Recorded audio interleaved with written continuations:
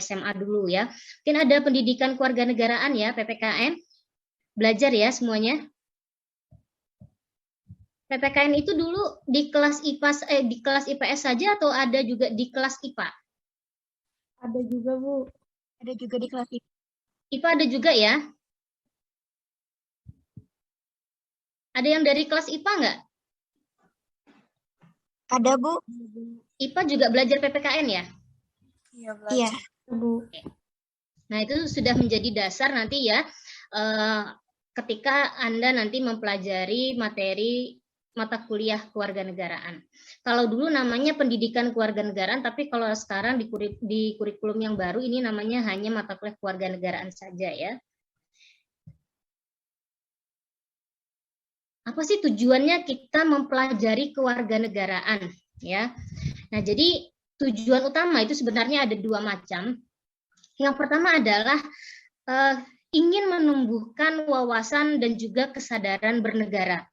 Nah, jadi sikap serta perilaku cinta tanah air ya, kemudian yang bersendikan dengan kebudayaan bangsa, kemudian ada juga wawasan Nusantara serta ketahanan nasional ya dalam diri mahasiswa sebagai calon sarjana. Jadi diharapkan mahasiswa ini nanti punya ataupun menguasai iptek ya, ilmu pengetahuan dan juga teknologi, kemudian juga diharapkan punya basic seni. Basic seni ini artinya dalam hal ini mencintai kebudayaan tanah air. Nah, kemudian lagi tujuan yang kedua adalah ingin meningkatkan kualitas manusia Indonesia yang beriman ya, kemudian bertakwa, berbudi luhur, berkepribadian, mandiri, kemudian juga maju, tangguh, cerdas, kreatif ya, kemudian terampil, disiplin. Nah, punya etos kerja. Diharapkan juga mahasiswa ini nanti ketika sudah selesai dari perkuliahan kemudian terjun di masyarakat ini diharapkan bisa menjadi seseorang yang profesional, kemudian juga bertanggung jawab, produktif, sehat jasmani maupun juga rohani. Nah, jadi sebenarnya perguruan tinggi itu kemudian memasukkan mata kuliah kewarganegaraan ini di dalam kurikulum itu tentu punya visi dan misi. Nah, visinya apa? Jadi visinya itu adalah kewarganegaraan itu sebagai sumber nilai dan juga pedoman dalam pengembangan maupun juga penyelenggaraan program studi. Kemudian visi yang kedua, mengantarkan, memantapkan kepribadian mahasiswa itu sebagai manusia Indonesia seutuhnya. Sedangkan misi ya yang diharapkan ketika mempelajari mata kuliah kewarganegaraan ini membantu mahasiswa memantapkan kepribadian supaya konsisten ya.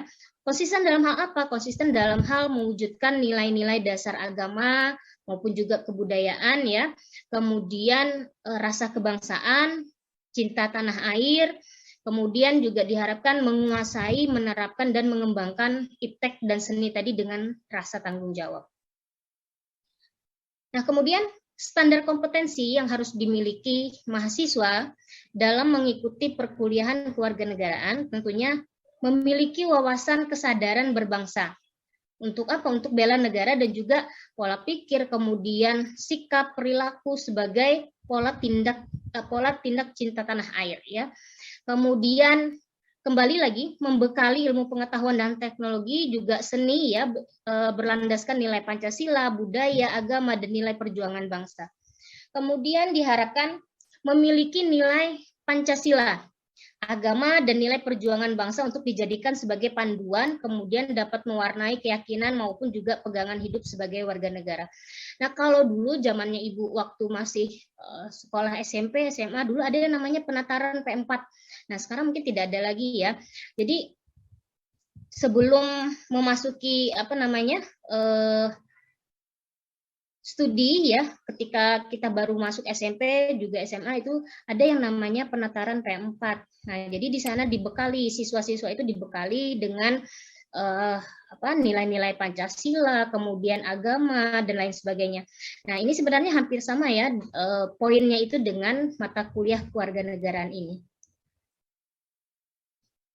Kemudian apalagi yang diharapkan dari mahasiswa dengan adanya mata kuliah kewarganegaraan ini? Diharapkan mahasiswa itu bisa menumbuhkan wawasan dan juga kesadaran bernegara. Nah, sikap perilaku cinta tanah air yang bersendikan dari kebudayaan bangsa, wawasan Nusantara, kemudian supaya mahasiswa itu mampu menguasai ilmu pengetahuan dan juga seni. Kemudian lagi menumbuhkan wawasan Nusantara ya dalam persahabatan, kemudian pengertian antar bangsa, ya, perdamaian serta kesadaran bela negara. Jadi diharapkan mahasiswa itu bisa bersikap dan juga berperilaku yang bersendikan nilai budaya bangsa, wawasan Nusantara tadi. Nah, kompetensi dasar yang harus dimiliki mahasiswa dalam mengikuti mata kuliah kewarganegaraan, nah ini harus punya rasa kebangsaan dan cinta tanah air. Nah, poin-poin pentingnya itu ya untuk kewarganegaraan ini. Jadi demokratis yang berkeadaban, kemudian menjadi warga negara yang memiliki daya saing, disiplin, kemudian juga berpartisipasi aktif dalam membangun kehidupan yang damai berdasarkan sistem nilai Pancasila ya. Nah, kalau misalnya ada pertanyaan, apa Bu hubungannya antara visi, misi, kemudian tadi kompetensi dasar ya, dengan mata kuliah kewarganegaraan? Nah, jadi mata kuliah kewarganegaraan yang dianggap berhasil atau pendidikan kewarganegaraan yang dianggap berhasil itu adalah ketika mahasiswa itu sebagai calon sarjana, nah memiliki sifat cerdas, kemudian cerdas ini dalam hal sikap mental ya, kemudian punya tanggung jawab tadi, berperilaku iman dan takwa kepada Tuhan Yang Maha Esa, kemudian menghayati, mengamalkan nilai falsafah bangsa, kemudian juga berbudi pekerti luhur, berdisiplin dalam kehidupan ya, bersikap rasional, dinamis, kemudian sadar akan hak dan kewajiban sebagai warga negara. Kemudian nanti diharapkan juga setelah menjadi seorang sarjana, calon sarjana ini atau mahasiswa saat ini dituntut untuk bisa bersikap profesional tadi, dengan dijiwai kesadaran bela negara. Ya, kemudian aktif memanfaatkan ilmu pengetahuan dan teknologi, nah untuk kepentingan kemanusiaan. Mungkin kalau saat ini ya hampir sedikit sekali anak muda yang masih gaptek ya, karena rata-rata semuanya sudah menguasai ilmu pengetahuan dan teknologi kalau untuk mahasiswa ya. Jadi sebenarnya poin penting dari mata kuliah kewarganegaraan itu untuk menumbuhkan ya cinta tanah air. Nah, kenapa cinta tanah air itu perlu? Karena mahasiswa sebagai orang muda ya, nah mungkin barangkali ya karena banyaknya pengaruh faktor dari luar ya, kemudian semakin tumbuh rasa individualis. Nah, jadi ini yang berusaha kemudian untuk dihapus ya dengan cara memberikan pendidikan kewarganegaraan ini supaya tumbuh kembali cinta tanah air itu ya. Karena dengan kemajuan ilmu pengetahuan dan teknologi selain nilai positif yang ada juga tentunya ada efek negatif ya. Lihat saja mungkin sekarang kayak dulu misalnya ada kegiatan gotong royong, saat ini mungkin itu jarang sekali terjadi juga ya.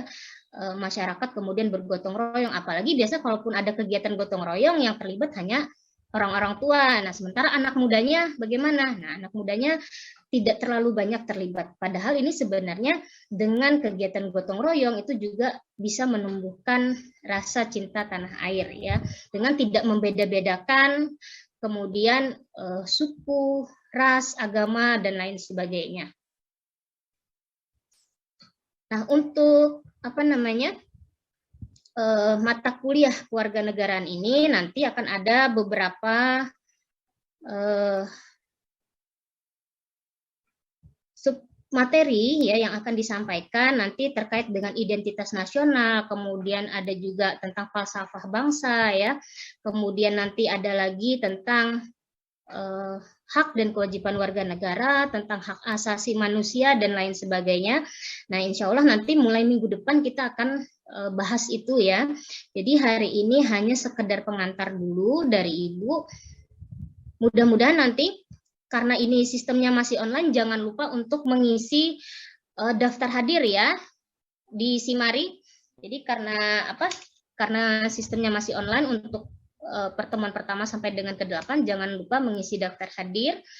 Nah, karena nanti ada lagi seperti apa namanya semester-semester sebelumnya sudah selesai perkuliahan, nanti tiba-tiba ketua kelas menghubungi bahwa ada beberapa yang kelupaan ngabsen. Nah, padahal itu waktunya sebenarnya panjang ya, cukup panjang untuk pengisian daftar hadir ya.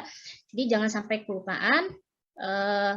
Setidaknya ya minimal sekali Anda diharapkan hadir itu sebanyak 12 kali ya.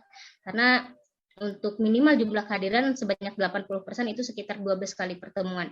Jadi jangan sampai kurang dari itu, karena kurang dari 12 kali pertemuan itu maka Anda nanti tidak akan diperbolehkan mengikuti UAS ya. Nah, ini sayang sekali nanti. Jadi jangan lupa, sekali lagi Ibu ingatkan, jangan lupa untuk mengisi daftar hadir, jangan lewat dari batas waktu yang sudah ditentukan. Baik, untuk pertemuan pertama ini hanya sekedar pengantar. Apakah ada yang ditanyakan dulu mengenai perkuliahan kita nantinya? Silakan.